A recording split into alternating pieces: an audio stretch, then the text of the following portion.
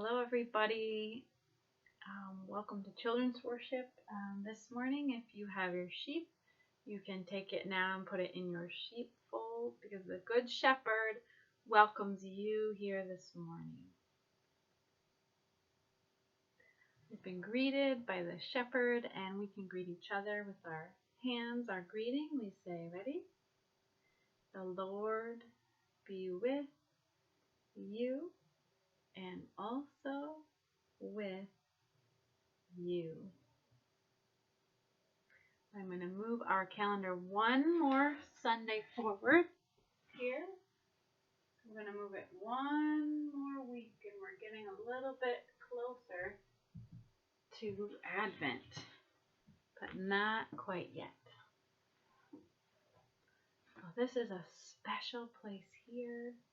You're in a special place where you are in your home.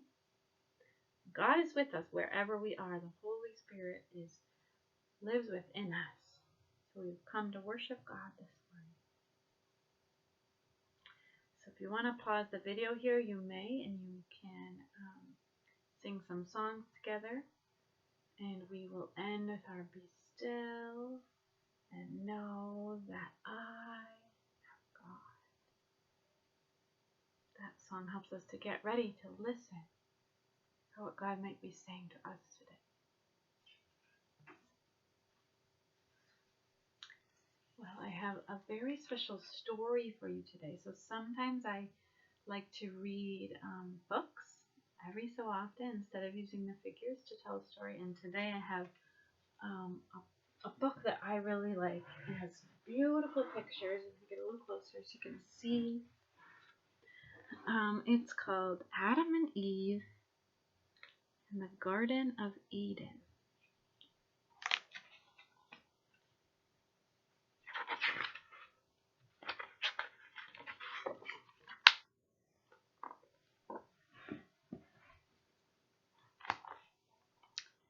At the very beginning of the world, the earth was a dry and dusty place where nothing could live and nothing could grow. So God made a mist which watered the ground all over. Then with God's great hands, God formed the first person out of the clay of the newly watered earth. God breathed the breath of new life into the person's nostrils, so that this person became a warm, living soul. God gave them the name Adam, which means earth.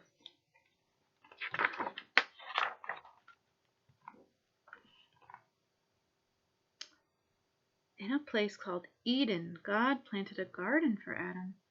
It was full of plants that were beautiful to look at and good to eat. In the middle of the garden stood a fountain. 2 great trees grew nearby, the tree of knowledge and the tree of life. God warned Adam, "You may eat anything you like except the fruits from the tree of knowledge and the tree of life. If you eat them, you will die." The Garden of Eden was beautiful. The scent of blossoms filled the air. Succulent fruits and berries ripened in the sunshine. Adam was happy to tend the garden as God had asked him.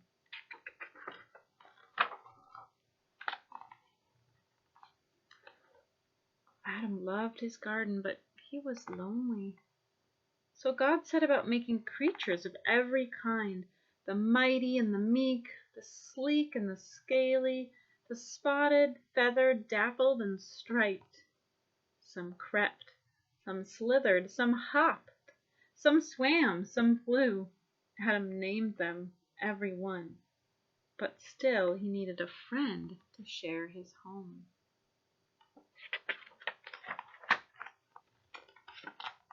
So God sent Adam into a deep and dreaming sleep. While Adam dreamed, God took out one of his ribs and closed him up again. God turned the rib into a woman, the perfect partner for Adam. She was called Eve, which means mother of all living things.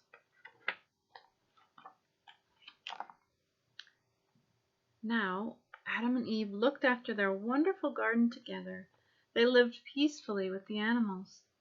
They sang and they danced and they played, and Sometimes they simply stood quietly and gazed at the beauty of it all. They never ever tasted the fruit from the forbidden trees. Then one bright day, as Eve sat alone in the shade of the tree of knowledge, the serpent appeared beside her. "I expect God told you not to eat the fruit of this tree, hasn't God?" the serpent said. Eve replied, "We can eat everything else, but if we eat the fruit from this tree, God says we'll die." "Die? You won't die." The serpent crept closer to Eve and whispered, "The fruit from these two trees will open your eyes and make you wise, like God. Wouldn't you like that?"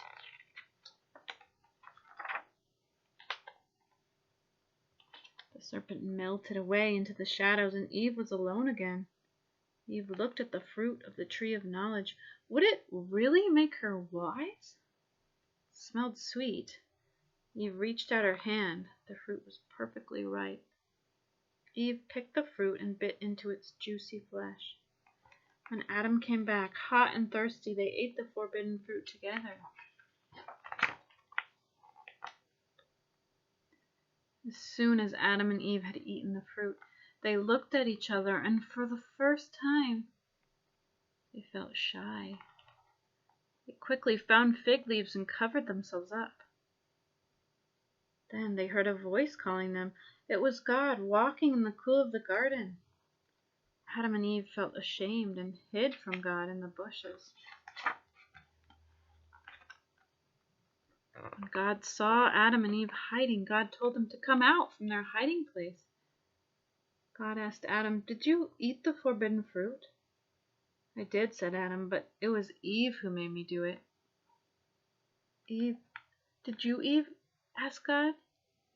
"I did," said Eve, "but only because the serpent persuaded me to." "Because of what you have done," God said to the serpent, "you will slither everywhere on your belly, and you will eat nothing but dust." God turned to Adam and Eve. "Now you will know what it is to be sad, as well as happy," God said. "You will work your fingers to the bone, growing food to eat and raising your children. And when you die, you will return to the earth from which you were made."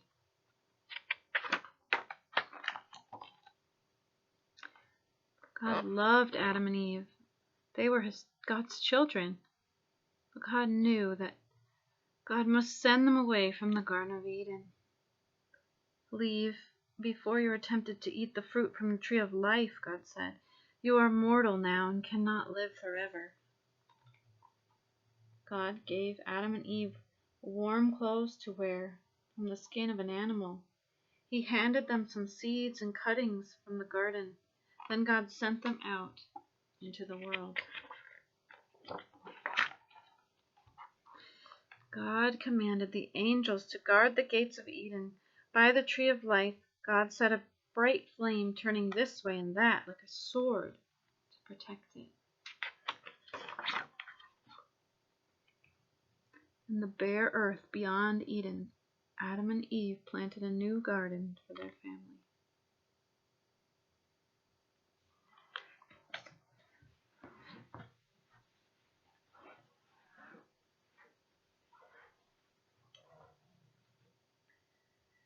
So I wonder, what was your favorite part of this book?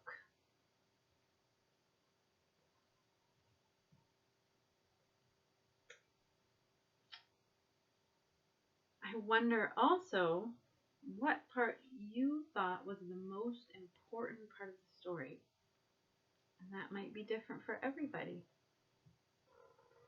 What was the most important part?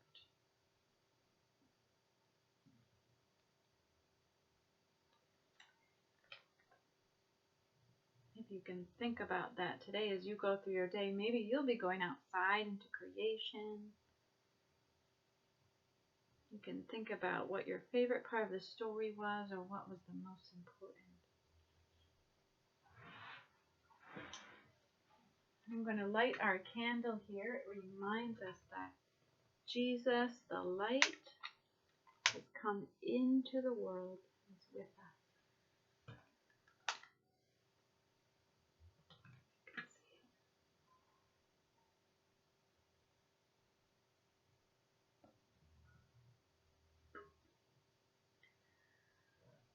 And as we go today into our day, you can pass the peace of Christ around your family by saying, "Peace of Christ be with you."